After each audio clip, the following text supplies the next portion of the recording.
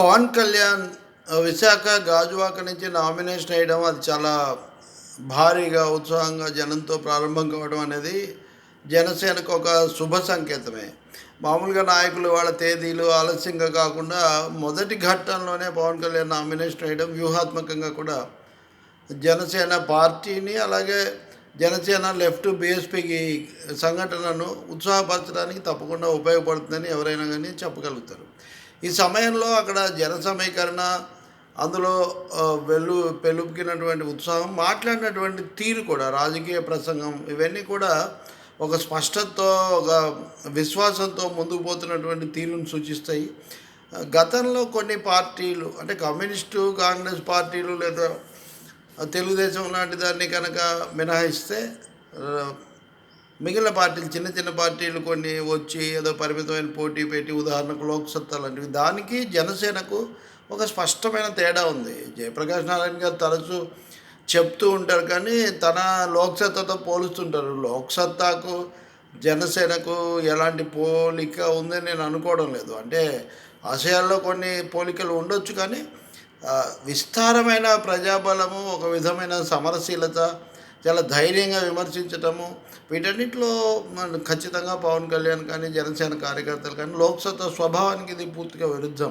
ఆ మాటకు వస్తే జేపీ గారు రాజకీయాలతో నిమిత్తం లేదని, ఎవరికైనా ఏ ప్రభుత్వానికైనా తను సహకరిస్తారని చెప్తుంటారు.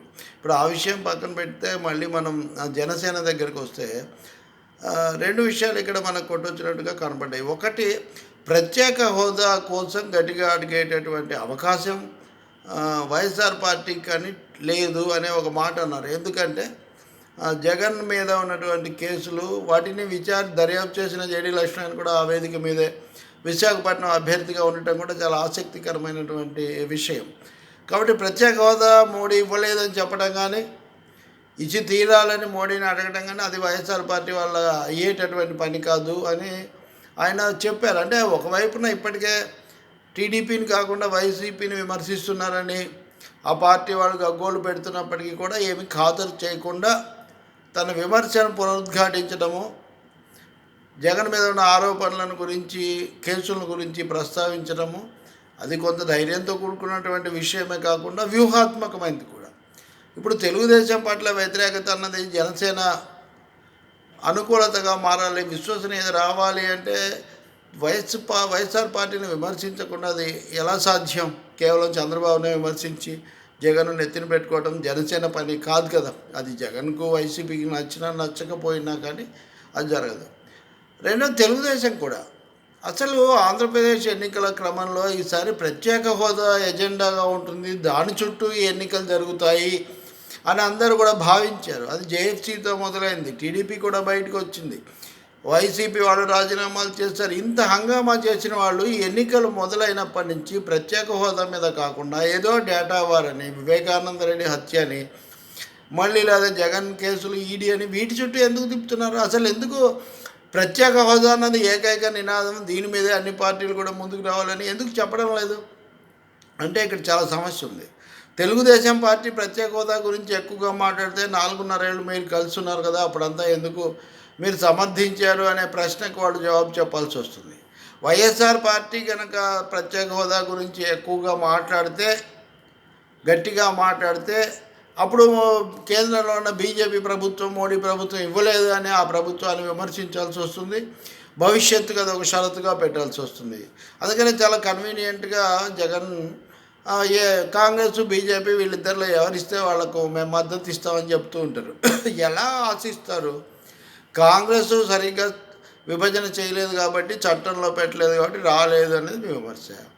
రెండో వైపున బీజేపీ అధికారికంగానే అది ముగిసిపోయిన అధ్యాయం, దాన్ని మేము భూస్థాపితం చేశాము, అంతకంటే ఎక్కువ ఇచ్చామని 1-2 సార్లు చెప్పారు.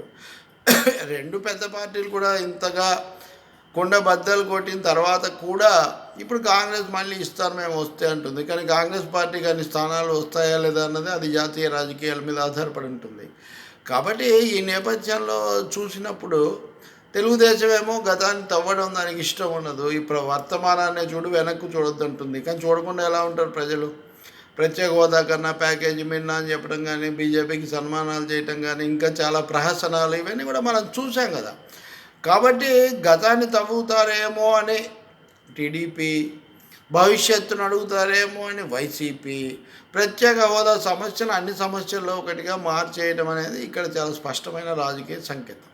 ఈ నేపథ్యంలో జనసేన లెఫ్ట్ పార్టీలకు లేకపోతే బీఎస్పీకి కొన్ని ప్రత్యేక హోదా కోరే సంఘాలకు ఆ సంశయం లేదు. అవి చాలా సూటిగా చాలా ప్రధానమైనటువంటి అంశంగా ప్రత్యేక హోదా అడిగే అవకాశం ఉంది. ఇక్కడ ఏ పార్టీ ఏ వైఖరి తీసుకుంటుందనే విషయం పక్కన పెడితే విభజితమైనటువంటి ఆంధ్రప్రదేశ్ అభివృద్ధికి, సర్వతోముఖాభివృద్ధికి, ఉపాధి కల్పనకు, ఆదాయం పెంపుదలకు ప్రత్యేక హోదా చాలా అనివార్యమైనటువంటి అవసరం అన్నది గుర్తించాలి. దీంట్లో వైసీపీని టీడీపీ, టీడీపీని వైసీపీ, ఇద్దరుగా బీజేపీని కాంగ్రెస్, ఎవరినెవరు అనుకున్నా కానీ రాష్ట్రానికి వచ్చిందా లేదనేది ఫలితం కీలకం. కాబట్టి ప్రత్యేక హోదా కోసం జరిగే పోరాటాన్ని మరొకసారి ప్రజ్వలింపజేయటానికి ఎన్నికలను ఒక వేదికగా వాడుకోవాలన్నది కీలకమైతే, గాజువాకలో మొదటి సమావేశంలోనే అంశం ప్రస్తావనకు తేవడం, హోదా అడగడానికి మేము భయపడే అవసరమే లేదని గట్టిగా చెప్పడం అన్నది వ్యూహరీత్యాను, అవసరం రీత్యాను కూడా సరైనదనే మనం చెప్పొచ్చు. ఇదే ఊపు మీకు అందరూ కూడా ఇదే వైఖరి తీసుకొని మిగతా విషయాల్లో విభేదించినా సరే ఏపీకి ప్రత్యేక హోదా ఇచ్చే పార్టీలకే ఈ ఎన్నికల్లో ఓటు చోటు దాని మీద గట్టిగా మాట్లాడకుండా దాటివేసేవాళ్ళు, ఊరికే ఆరోపణలు మునిగి తేలేవాళ్ళ ఉపయోగం లేదని ఒక ఖచ్చితమైన సందేశం చేర్చాల్సినటువంటి అవసరం చాలా ఉంది. అది జరుగుతుందేమో మనం చూడాలి. అలాగే ప్రజలు కూడా ప్రతి చోట ప్రతి వాళ్ళని కూడా ప్రత్యేక హోదా విషయంలో మీ వైఖరి ఏంటి అని చూడాలి. అలాగే విభజన సమస్యల పరిష్కారం, అప్పుడు మిగిలిపోయిన నిధుల గురించి కూడా అడగటం, ఇవన్నీ చేయాలి. చంద్రబాబు నాయుడు ఆ సమస్యను కూడా కేసీఆర్తో తేల్చుకుందామని అడగడం వల్ల ఉపయోగం లేదు. ఆయన ఢిల్లీని అడగాలి. ఢిల్లీ నుంచి కదా తేల్చుకోవాల్సింది. కేసీఆర్ను చంద్రబాబును కూడా కూర్చోపెట్టాల్సింది కేంద్ర పాలకుడు. కాబట్టి ఎన్నికలు అనేవి నా ఉద్దేశంలో విభజన అనంతర సమస్యల మీద ఇప్పటికైనా ఒక స్పష్టమైన కార్యాచరణ ప్రణాళిక రూపొందడానికి, ఆంధ్రప్రదేశ్కు ప్రత్యేక హోదాతో సహా ఇచ్చిన హామీలు అమలు జరిపించుకోవడానికి ఒక సందర్భంగా వాడుకోకపోతే, అసందర్భమైన అనవసరమైన విషయాల్లో వాద వివాదాల్లో ఆరోపణల్లో మునిగి తేలితే ప్రజలకు కలిగే ప్రయోజనం శూన్యం. టీడీపీ, వైసీపీ మరి ఆ విషయాన్ని గుర్తిస్తాయో లేదో మనం చూడాలి. మూడవ ప్రధాన శక్తిగా ఉన్నటువంటి జనసేన ఆ దిశలో ఒక ప్రారంభ వాక్యం పలికినందుకు మనం సంతోషించి దాన్ని మరింత అదే కోణంలో వాళ్ళు ముందుకు తీసుకుపోతారేమో మనం చూడాలి. బీజేపీ కూడా తను చేసిన పొరపాటుకు తప్పకుండా ఆత్మవిమర్శ చేసుకొని భవిష్యత్తులో ఇస్తానని ప్రకటించకపోతే వాళ్లకు ఇక్కడ ఠికానా ఉండే అవకాశమే లేదు. ఆ బీజేపీతో కలిసి ప్రయాణించి హోదా ప్యాకేజీ నాటకం నడవడానికి కారణమైన చంద్రబాబు నాయుడు కూడా తప్పకుండా ఆత్మవిమర్శ చేసుకొని దానికి జనం ముందు పశ్చాత్తాపం అంటారా, క్షమాపణ అంటారా, చంపలేసుకోవడం అంటారా, ఏదో ఒకటి చెయ్యకుండా ఊరికి గంభీరంగా మాట్లాడినంత మాత్రాన ప్రయోజనం లేదు. ప్రత్యేక హోదా అన్నది, ప్రజా సమస్యల పరిష్కారం అన్నది వచ్చే ఎన్నికల్లో కీలకాంశంగా ఉండాలి తప్ప రెండు పార్టీల యొక్క తిట్ల పురాణాల వల్ల ఉపయోగం లేదు.